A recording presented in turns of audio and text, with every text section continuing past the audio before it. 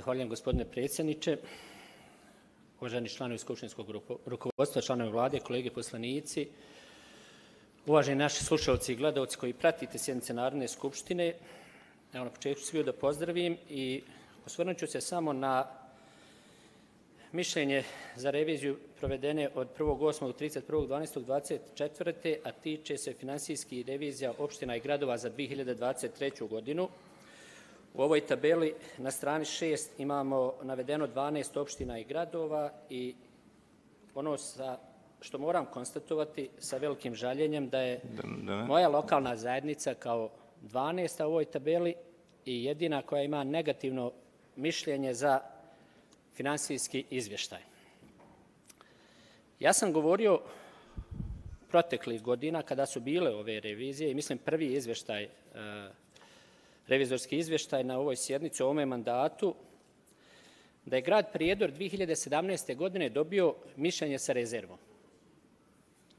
Tada je navedeno da je grad Prijedor prekršio 9 zakona, 14 prekršenih drugih akata i dato je 19 preporuka.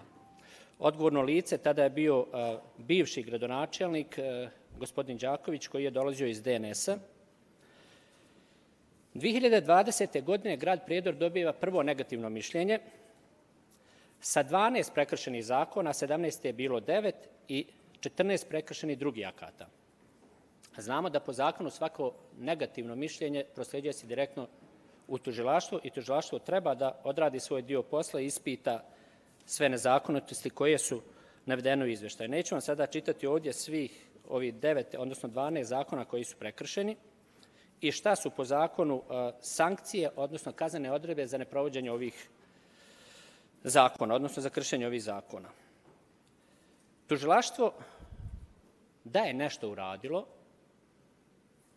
ne bi se ovi negativni izveštaj, odnosno ne bi se povećavao broj prekršenih zakona, kao što sam rekao, 2017. je 9, 2020. 12 prekršenih zakona. I onda dođemo do 2023. Vlast u Prijedoru je međuvremenu promijenjena, imamo novog gradonačelnika i opet dobijemo negativno mišljenje.